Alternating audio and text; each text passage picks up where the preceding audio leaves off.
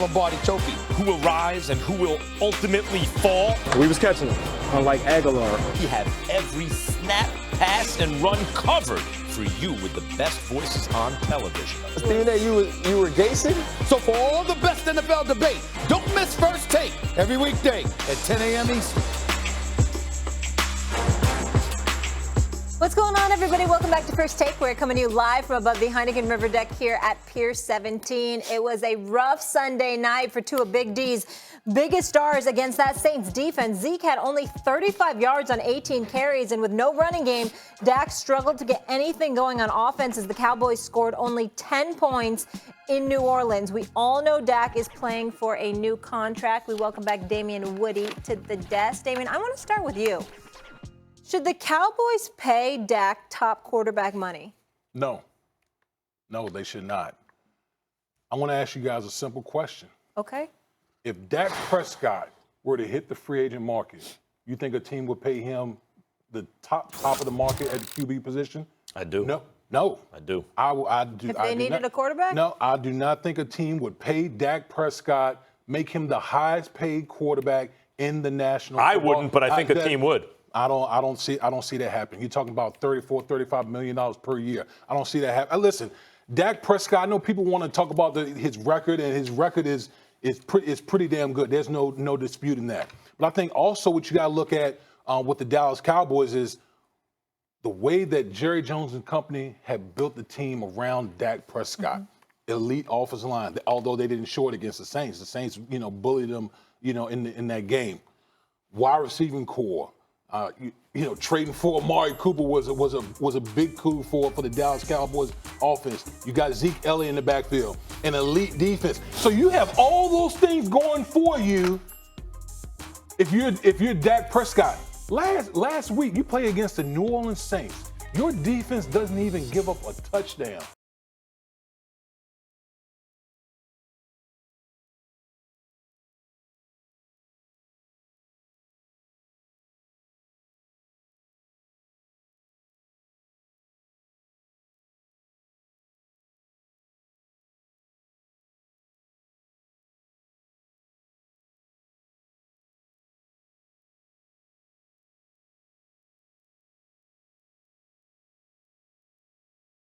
How it works. So will he probably get the money?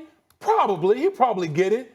But do I think he deserves to get it? No, because I don't see a guy who when things aren't perfect around him offensively, when Zeke Elliott isn't getting things going, the running game isn't getting things going, does he elevate the Dallas Cowboys offense and puts them on his back? No, he's never been that type of guy. Never. Listen, I agree with you. If it were me, I wouldn't have given Goff the contract he got. I wouldn't give Dak the contract he's looking for if I were a team. But at least Goff has been in one of the best offenses in the league. And he took the Los Angeles Rams to the Super Bowl. Wentz was an MVP guy before he got hurt.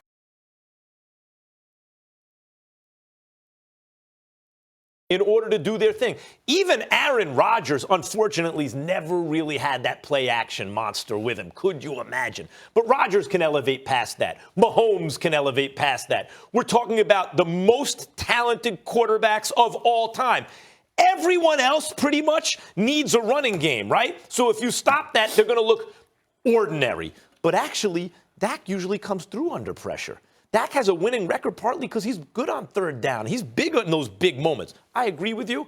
A game manager, big on third down, cool under pressure, is what Tom Brady and Russell Wilson originally were before they became star and GOAT player, right? And Dak maybe goes in that direction. It looks to me like he is going in that direction. Maybe he's not there yet.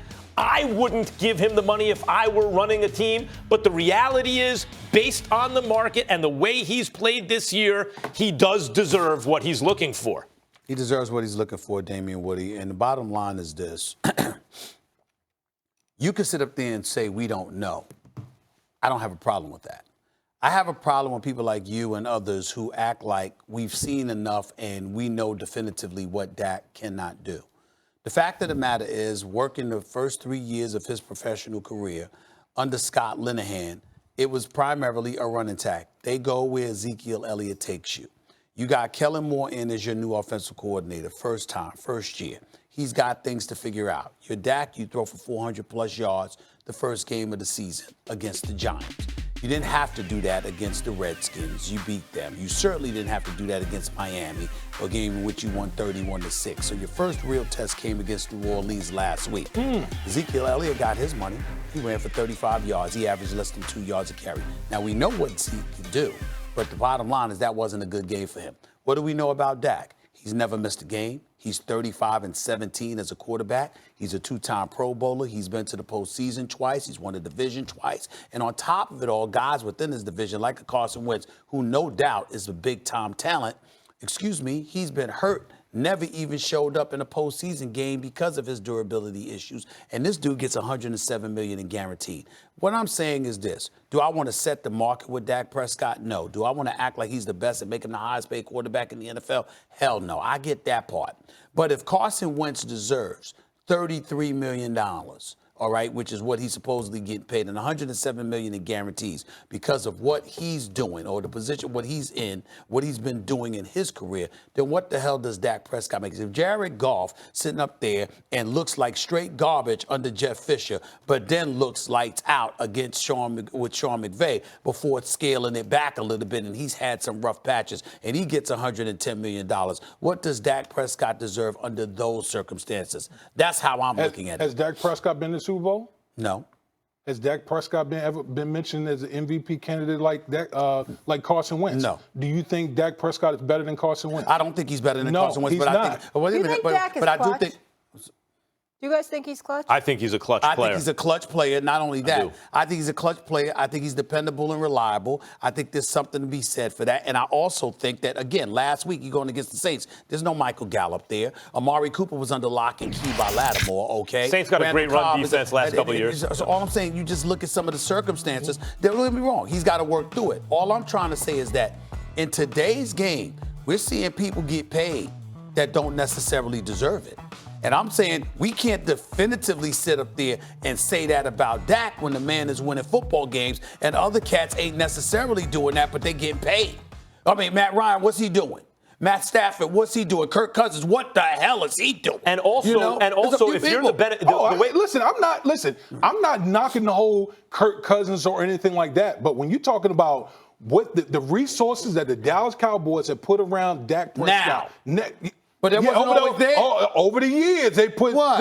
Hold on. We just debated last year when Amari Cooper came on board. The offensive line, 7 games into the season. The offensive line. 7 games into the season. Okay, but I'm just saying, the offensive line that they put in front of Dak Prescott. Okay. Wait a minute. What do you mean? I'm asking a question. Yeah. You and I had a discussion last year. We talked about this. Yeah. He did not have Amari Cooper until 7 games in. We said that's the first time he had a number one. Cole Beasley and numbers went up. His numbers got better. That's right. So again, I'm just saying, if the personnel that you got to work with matters. And so now he has that. Now, we want to sit up there and say, let's see what he does this season. But the point is, if you look at what he has done since he's had those upgrades, the fact of the matter is he's making an argument for himself. Football is, as you know better than anyone, is an interdependent sport.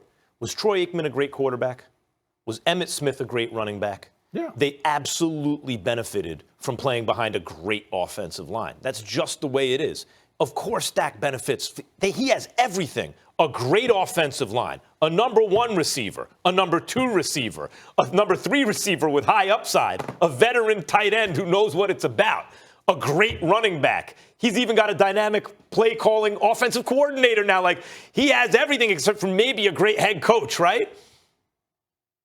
That benefits him. John Elway didn't win a Super Bowl till he got a running game. How many players can elevate over? Of course the player benefits from what's around him. Max, all I'm going to say is this. The Dallas Cowboys defense didn't give up a touchdown. And you're talking about a guy who you want to make the highest paid quarterback basically in history. For a minute. In history. But at this point, in history. Next in line, though. Can't even elevate the Cowboys to get enough points to score against a team with a backup quarterback? Other than the Saints. I mean, come on. Other than the Saints, I mean, come on. Other than the Saints, what are you talking about? So he balled out against the Miami. I'm saying, the Miami Dolphins. Miami. He balled out. Let me. I'm going to address you. So he balled out against the Miami Dolphins. No. Okay. He balled out against the New York Giants, no right? Big deal. No big Washington deal. Redskins. No big deal. Okay. I give you that. Okay. But what I'm saying, listen to my point. I'm saying to you, I understand your point about the Saints. What else? What else? All right, let's pay. Gotta elevate. Okay. He's saying it's like more evidence? Okay. All right, we'll revisit this conversation after they play the Packers on Sunday. All right, maybe you'll be around Monday to join us for that. Also can't Much stop more to the come. run. Can Zion How accurate is that when the Packers got a suspect run defense? Yeah. actually lead the Pelicans to the Western Conference playoffs? Plus, we got a bona fide superhero. There he is joining the set. Mike Coulter, a.k.a. Luke Cage, is in the house, and he is a big Cowboys fan. What? You don't want to miss He it. ain't coming on the show.